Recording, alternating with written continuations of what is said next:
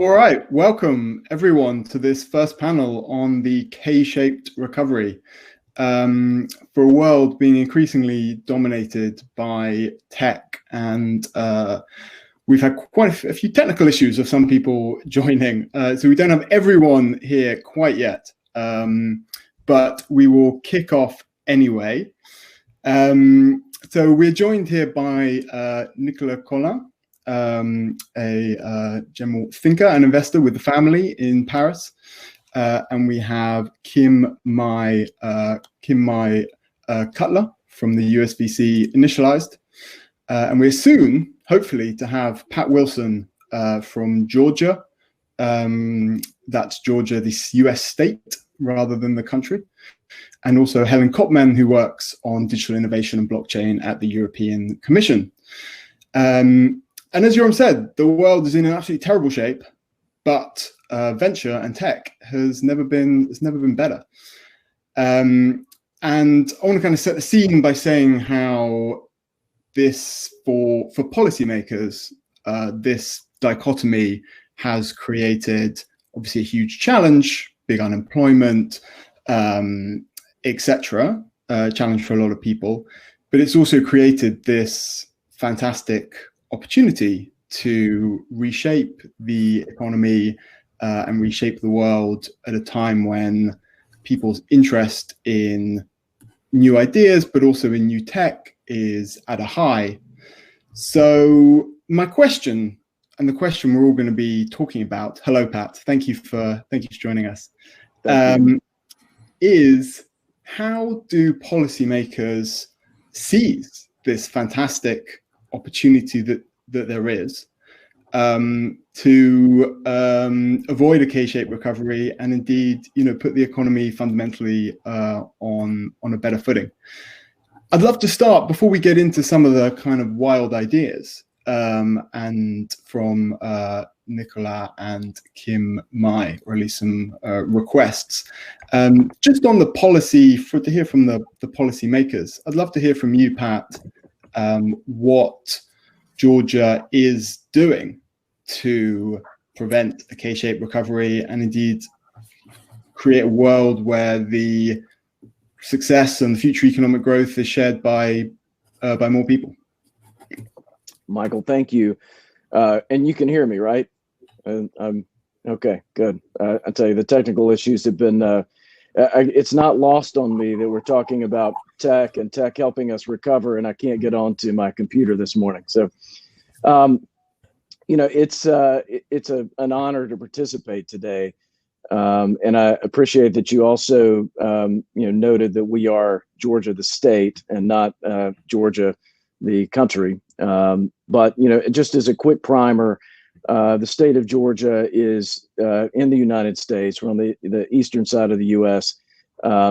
The capital city is Atlanta, and we're home to Coca-Cola and Delta Airlines and Home Depot and NCR, a number of companies that you recognize and know. The state of Georgia's had an international presence since 1973. We've had an office in Munich, and I did want to take a plug for Ellen Kraft, who is our representative that handles tech and startups in Europe as well. But it is incumbent upon government to grow out of this equitably and allow companies to continue to grow and thrive, but at the same time making sure that we're spreading that growth across all of our sectors. And Georgia is a large and diverse state, and we have a number of unique assets that are consolidated in our Metro Atlanta area, but that does not touch a lot of what goes on outside of the city of Atlanta. And so making sure that we're inclusive in how we do this, how we come out of this pandemic is terribly important. I've got a great example of how we are working to do that. We very recently had an announcement from Microsoft. Microsoft is going to make the city of Atlanta their third largest hub outside of Washington and Silicon Valley. They announced that they're coming to Atlanta first, and now they're going to decide how they build. They're going to decide where to make investments in infrastructure, in people, in workforce. They're going to help build affordable and empowered housing in Atlanta to assist the community around them. And they're going to put money into nonprofits first and foremost before they even hire their first person. Helping governments continue to grow and grow inclusively out of this pandemic is going to be terribly important. And so the way we have handled that in the state is through partnerships. We are working with big tech on a regular basis to make sure that we are addressing needs together. And one of the most important things, and what is driving a lot of growth right now, and you see this worldwide, is access to talent. But to make sure that that talent is not just consolidated in our urban areas where you have many other assets, but that talent is coming out of really the entirety of our countries and states. And so working with companies like Microsoft, who are taking the mantle to bring everyone along, that's how we're focused. And that's one of the things you're going to continue to see us do. Thanks very much, Pat. They sound like great initiatives. Kim, is there a wish list from you when you have the ear of policymakers, how to make this recovery more inclusive, how to shape the way tech moves forward to make the recovery more inclusive? Do you have any? What's your sort of top list of ideas for a better future? Yeah, I mean, as an individual, investor, I'm not an elected policymaker, but I know that in my individual choice as an investor, we've definitely been interested in companies that build a bridge for talent that is overlooked or not included in the modern workforce. One of the more recent deals that I did was a Series A in a company called Career Karma, which is actually from a founder who grew up in Georgia and grew up in a Spanish-speaking household in Georgia. English is not his first language, but he's just a real go-getter, and he got into investment banking while working in Atlanta, and then figured out how to break into tech on the West Coast, and was just relentless in his desire to participate in this industry. And then he worked at several growth stage companies, and then eventually he started to reverse engineer his pathway towards his career so that others could follow in his footsteps. And with two other founders, he started a company called Career Karma, which today is a job navigation destination for more than 1 million Americans a month. They obviously saw a huge bump after the pandemic initially hit because lots of people were obviously put out of work. And they've systematized a process by which, many, in fact, blue collar workers, and also just because of the makeup of the founding team and who their communities are and who they're connected to, people of underrepresented backgrounds in the industry can navigate a lot of training and upskilling opportunities for themselves. And they've placed more than 3,000 people into these vocational programs and higher paying jobs. And they have like a number of incredible stories from folks. Like there's a mom that they helped named Kshaped who was never able to graduate college. She became a single mom, raised a bunch of kids, and then, used Career Karma to find an upskilling program. And now today she's a data science engineer at Stitch Fix and was able to purchase her own home. And so they're, doing this in a way that can be duplicated, replicated, and systematized in line with this explosion of, what are the nouveau kinds of trade schools and vocational schools that have emerged. I mean, initially they sort of look like boot camps, right? But, we're seeing more and more programs that are like more flexible, short-term, financed in different ways such that people don't have to take on a huge amount of debt.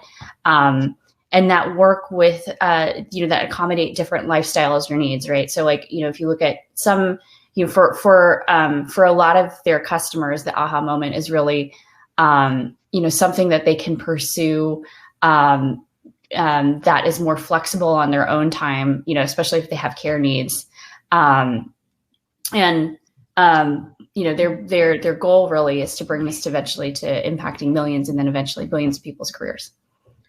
So you think the answer really is, what you're saying is fantastic tech can democratize talent, it can provide more opportunities, and that ultimately filters down and is great for investors in Zoom, but also for ordinary people. Do you agree with that, Nicola, that tech is I think you're making a straw man version of the argument. I'm giving an example of someone from an underrepresented background who I think is scaled up a set of opportunities for upskilling, but obviously he's not naive and he knows that there's also lots of things that can work from the public sector in tandem with that. In particular, like, if you're pursuing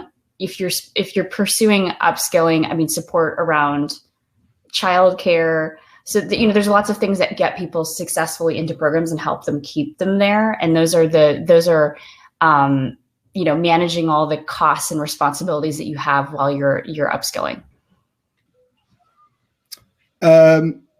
Nicola, what's on your list of things that policymakers should be doing? I mean, is it encouraging the kind of tech that Kim Mai is talking about that can, really help millions of people potentially? Or are there other things on your wish list and requests for policymakers and ideas for how we should be, moving the economy forward on a great footing? Sure. Yes. So I think governments have a window of opportunity to implement some kind of radical action over the course of maybe 1 year, because they're all emerging of the pandemic quite powerful as compared to what was the case before. People have regarded government intervention as quite legitimate during the pandemic year. And that legitimacy is here to stay for maybe a few more months or a few more years before people decide to go back to normal, which is the government should be on the side and, the private sector taking over. So there's an opportunity. Unfortunately, this opportunity will be difficult to seize in the context of a drained public finance. Governments have borrowed a lot of money, and to pay back that debt, we really need that strong, sustained economic growth that's lying before us, and sound decisions should be made. So I could make a very long list of things that I think would really make a difference in that regard, but I have three main buckets, if you will. The first is upgrading regulations. We've seen during the pandemic that many regulations were standing in the way of embracing new practices. So I give you an example, like telemedicine was tolerated at the margin by national health systems. And then during the pandemic, it became mandatory because you simply didn't want all those people visiting their doctor or visiting hospitals in an unsafe environment. So a lot of people switched to telemedicine, which didn't really fit in any regulatory boxes, at least in France or the UK or other countries in Europe. And so it was tolerated during that period. But a lot of people expect that once the pandemic is over, we'll go back to normal and visit the doctor or the hospital as we did before. And I think there's a major opportunity at the moment for governments to decide that, yes, we did that during the pandemic, but it's here to stay because we've discovered good practices and ways to deliver more effective and cost-efficient healthcare at a more affordable price for the many. So that's one example. The other example is financial services. We know that companies that are born out of the current paradigm shift have different needs from a financial perspective. They rely more on venture capital than on borrowing money from banks. And even venture capital is diversifying at the moment between various ways to deploy capital. And the experience shows that in many countries, regulations stand in the way of experimenting with new ways of financing businesses and new ways of providing capital to either business owners or self-employed people, freelancers, etc. And so I think there's a real need at the moment for governments to sit down with people from the financial services industry and from people that have explored this new frontier of funding businesses and funding self-employed workers, and have encounter regulatory obstacles in doing so. And the third bucket would be something a bit loose that includes the social safety net, public services, etc. And there are many things to change in that realm to make those institutions more fit for an economy that's very different from that of the 20th century. And obviously there are many people that have been reflecting for years on what should be done regarding the housing market. And I know that Kim has been reflecting and writing a lot about it, regarding social protection, regarding the healthcare system, welfare, etc. And so all of that could be upgraded and dramatically changed to be more in line with what the world and the economy and society are today. And so it's time we use these ideas that have been discussed for years and turn them into action, and only governments can deliver on that. Would you agree with that, Kim? You said you're writing about the housing sector, but I'd be interested in... I mean, I started writing about housing in California about 6 years ago, and it kicked off a large conversation both within California and then nationally around the use of restrictive land use.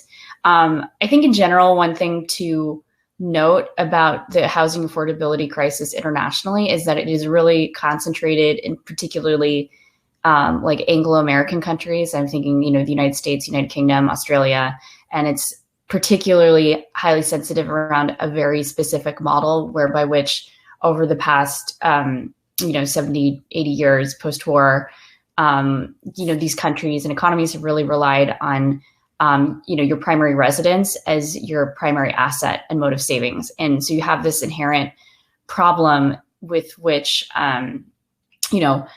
because housing is treated not just as shelter, but as an asset, there are all these policies embedded throughout our system from the federal to the state to the local level that enhance its investment returns, and wages are not moving at a consistent pace with those investment returns. So there is a thing that went viral, I think yesterday, around Kamala Harris. Kamala Harris, I think, bought like a condo back in the mid 2000s for $400-something thousand, and then she listed it at $799K, and then someone calculated out the rate of return on that is like 4.2%.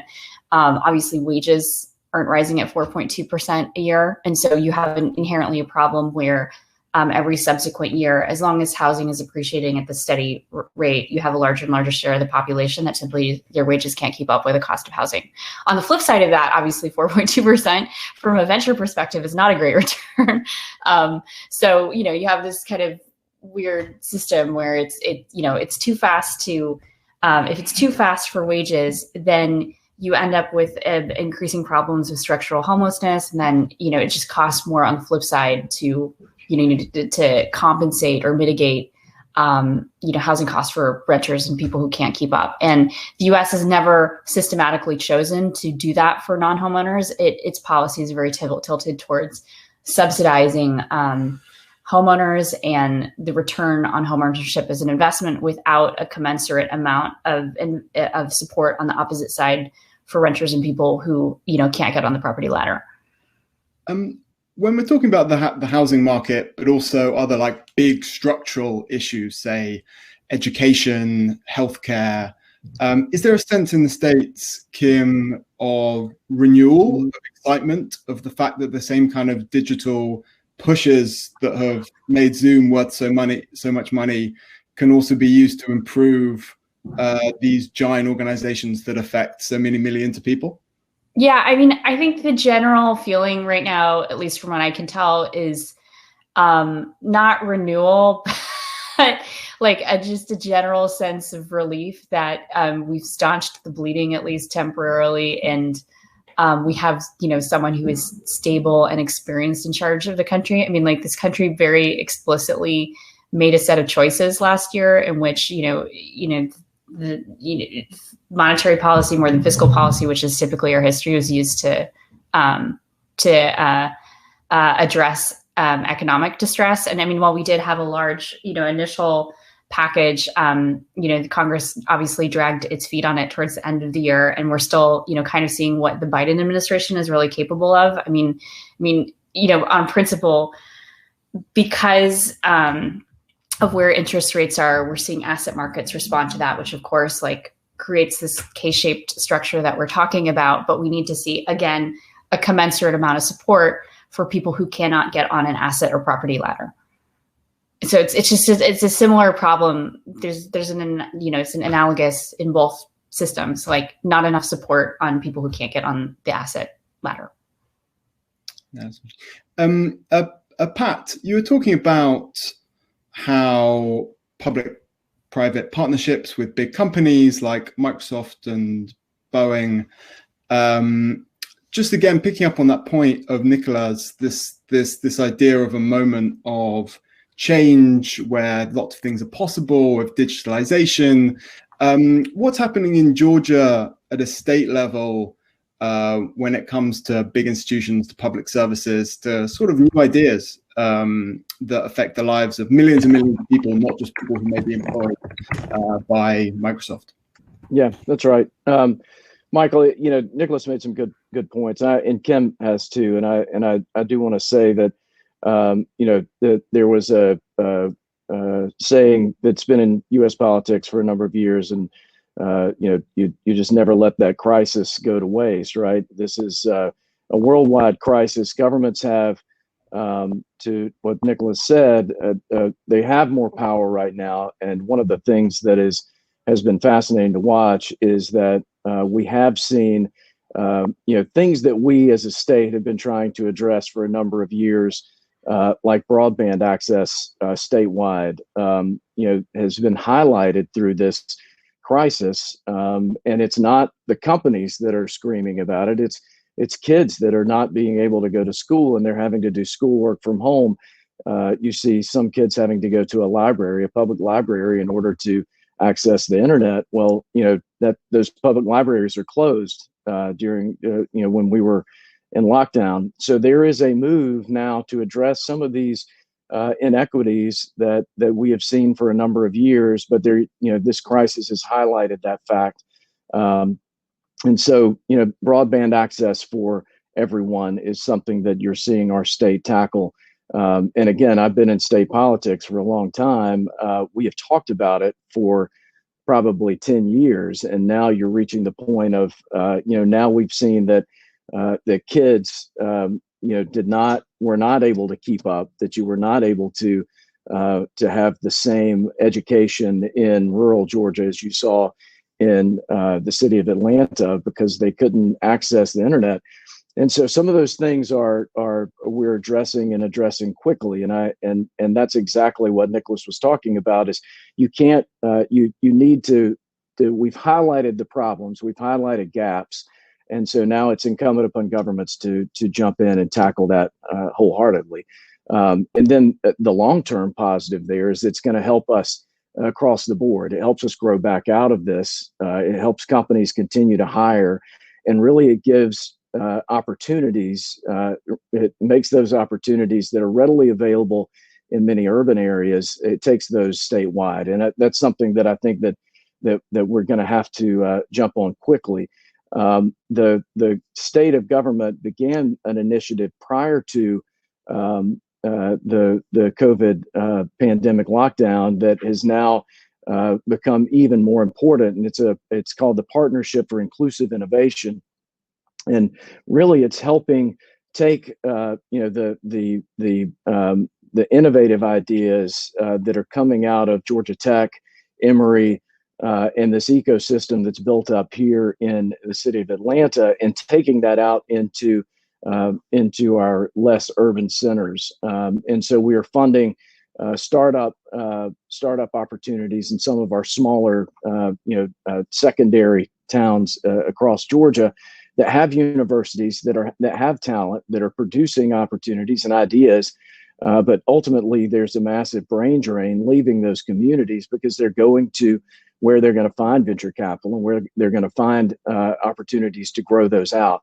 And so the state of Georgia, and it's a public-private partnership as well, that we are working with the business community to fund accelerators, across the state to give these young people with talent and ideas opportunities to do that from the communities that they grew up in. And ultimately, you're benefiting that community over the long run. We'd love to see those companies stay and grow in those communities, employ people there. So by giving them broadband, giving them access to all the technological utilities that we have in many urban centers, and then giving them a place to grow their ideas and continue to accelerate, and the support that they need from the business community, those things we're hoping will help bring along the communities that are outside of our urban centers. And so that's just kind of one of the ideas that we were really pushing coming out of this. The other, though, is a continuation in addressing the workforce needs of the companies that are here, and listening to companies to make sure that we are producing the students that they need to fill the gaps that they're finding in their workforce. And whether that's creating a curriculum focused on coding in our rural areas so that kids have access to learning how to code and learning how to reach the jobs of the future, coming out of communities that may not have had those opportunities in the past. They may have just focused them on a technical path, which, by the way, is very important as well. But giving them, identifying people who have talents and giving them that opportunity to grow in that direction, that is terribly important, and something that we're working with our educational institutions as well. Do you think, Pat, and actually this is a question for Nicola and Kim as well, do you think all of this is made easier by people's changed relationship with technology over the coronavirus pandemic? Do you think people are fundamentally more sympathetic to technology, and the narrative has shifted from Facebook is bad and these companies are stealing our data to thank God for Deliveroo because it's bringing me sandwiches when I can't leave the office? Thank God for they're giving me television, they're allowing me to see the doctor, they're educating me when schools are closed. It touches every part of your lives. And do you think that makes these kind of root and branch reforms you're talking about easier to do and have more buy-in from the population? I'm going to start with just a yes. I think that it does. It's and I'm going to use my parents as an example. I grew up on a peach orchard in a town of 750 people. My parents are still there, but they regularly use HelloFresh now to deliver their meals. I never thought that my parents would move in that direction, but it keeps them from going to the grocery store. It keeps them from having extra contact that they don't necessarily need in their 70s plus.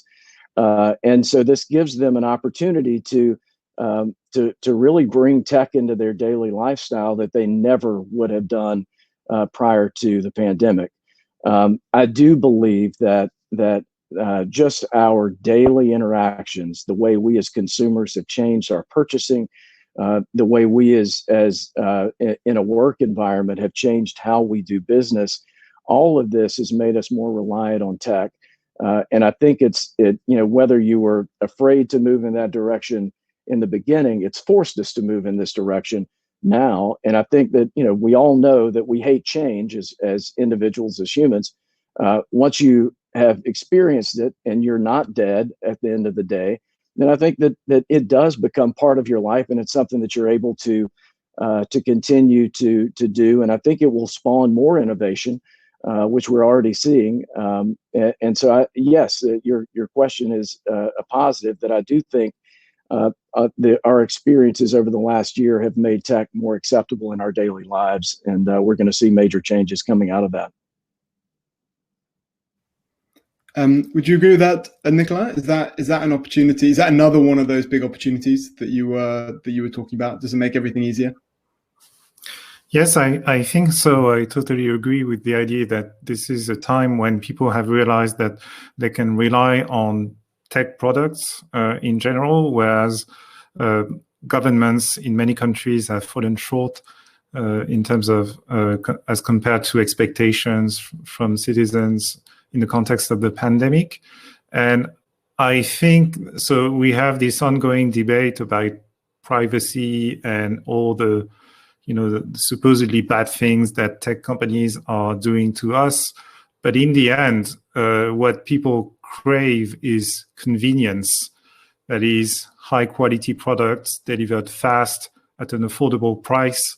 And since the pandemic has illustrated, this was very much in something that tech companies could deliver. Then I think people in the end are asking, why are public services lagging behind in terms of reliability, continuity, quality, short delivery times, and customization, and the ability to explain my specific situation rather than filling out forms that are completely anonymous and so on. So I think we're all getting used to that, and the pandemic has made us feel that it could be much bigger in our daily life. And that's another reason why I think there's no going back to what was before. Thanks, Nicola. So we have Margaret Mulligan from the Commission here. And I don't know if you've been listening in, but the basic point has been a lot of really interesting ideas and contributions about how tech has put the world on a new footing and an exciting footing. And this is a moment that is just really amazing, but we need to make sure that the rest of the world kind of comes along with it. And that is the challenge for policymakers. And we'd love to hear, and indeed maybe ask you some questions about how the Commission sees this and what the EU is doing, not only to accelerate tech, but also to bring everyone along with you. Yes, thanks a lot, Michael, and thanks to Nicola, Kim, and Pat for the very interesting. I was while trying to address technical challenges following the interesting discussions at the same time. So I think it's true. The pandemic has really accelerated things, and it's made many people who were a bit tech skeptic and just weren't familiar with tech. I think Nicola mentioned the example of telemedicine.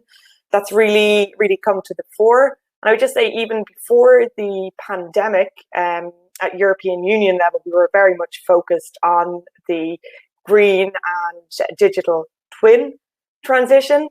And this transition is very much about green and digital, but about being socially inclusive as well, and bringing everyone along with it. So since the pandemic, we've of course been forced to react very quickly, like all governments. The budget has been adopted, the Next Generation EU granted loan facility adopted. So this will also focus very much on the green and digital transition. One of the, there'll be 7 flagship areas in that, including the digital, just picking up on the last points, including the digital transformation of public administrations and public services, so that these work seamlessly for citizens. And of course, at European level, we'll continue investing in cohesion funds to bring the different regions and different players within the regions up together. There'll be the Horizon Europe and the new Digital Europe program as well, specifically dedicated to the digital acceleration. It's a really exciting moment in Europe. I think we've seen from a recent European startups report that tech startups are one of the fastest growing job engines in Europe, and we see the momentum of the established founders to give back. So it's really up to governments to tap in and build on this momentum, to continue investing and to create the enabling environment, which is what we're trying to do through the Digital Services and Digital Market Act. So, and then again, on top of that, in terms of the equal recovery, also, as Pat was mentioning about the investment in startups in Georgia, that the European level, this is channeled a lot through the European Innovation Council. We also have looking at specific technologies, an AI and blockchain fund, and coming up a green tech fund. And as part of this, we're also co-investing very much with member states to ensure the inclusion of ecosystems in, for example, Central and Eastern Europe through the DISC, a special investment program dedicated there. Yeah. Thanks, Margaret. Can I just ask what's changed since coronavirus? Because all of these initiatives that you've outlined, I mean, pretty much would have happened anyway. They're part of the extremely long-term view that Europe is taking on, on technology and on equality. What, just even in your personal view, what has shifted in the mindset of in Brussels, and what's changed? Maybe a sense of urgency, and the time is now. So I would say it's very much, everything has been accelerated. We've adopted new instruments in much quicker time than ever was thought possible before. And it's very much bringing everyone together, making sure that nobody is left behind. We have really, that's, I think, been a key outstanding feature of the response. From an outside view, Nicolas, you're obviously a Brussels watcher, but you're not in the working every day in the system. Is that how it looks to you from the outside, that there is this renewed sense of urgency? And we've heard from Pat saying there very much was, and this was an exciting opportunity. Do you think it's the same for Brussels, Nicolas? Well, it's difficult. It's been difficult for Brussels to emerge as a driving force, I think, in the current context, with the UK leaving the European Union, and thus the EU being so.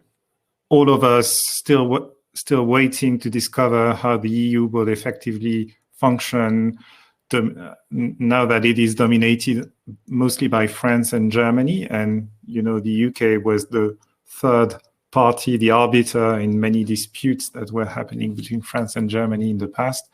So I expect that the EU will have more and more difficulties, leading the way. And especially now that national governments have become so powerful and have intervened so much in the economy in the context of the pandemic. So we'll have to see if Brussels can deliver on what they do best, which is to force leveling up removing regulatory barriers, preventing national governments from taking stupid decisions, as it says. So I'm really counting on them for that, mostly on the regulatory front more than on other fronts. And then maybe, at some point we can have this, pan-European conversation about what new institutions should we build, what exactly is this new digital age made of, etc. But it's still difficult, as you know, except in events like this, in panels like this, to have such a conversation at the continental level. Thank you very much. Okay, well, are there any final thoughts from Kim, Nicola, Pat, Margaret? Anything to say? I maybe just add on and picking up on Nicola's last point, thanks a lot, and I hope we can rise to the challenge. And we are planning regulatory sandbox activities to become, to to address that last point you made. So hopefully we will deliver.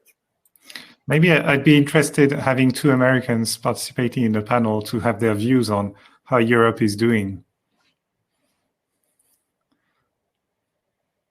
in 1 minute. Kim, how are we doing, Kim? We're good, but I do have a commitment after this, so I can't stay on, but otherwise I would. How's Europe doing, Pat? How's Europe doing? I think Europe's doing well. I mean, we're watching from over here, and I, of course, am monitoring with my my office in Europe. We also have an office in the UK too, so we're keeping up with everything that's going on. But we see it as a great partnership on our side, and we're hoping to continue that. Okay, well, I want to thank all of our panelists for a great session. I mean, I think it was really summed up by Margaret, who said the time is now, and I think that's a reflection of really what everyone's said. There is buy-in from ordinary people about the advantages of tech, and Pat's parents on his peach farm are ordering from HelloFresh and are really liking it. And that's a little microcosm of a huge global opportunity that's out there. Which is a European company, Michael, by the way. So yeah, indeed. Yeah. Indeed. And there's excitement from policymakers about what this could do, as indeed we've heard from Margaret and Pat. And there are some amazing companies doing it, as we heard from Kim. You know, a little example of a fantastic company, trying to democratize access to talent and democratize the work you can do is amazing.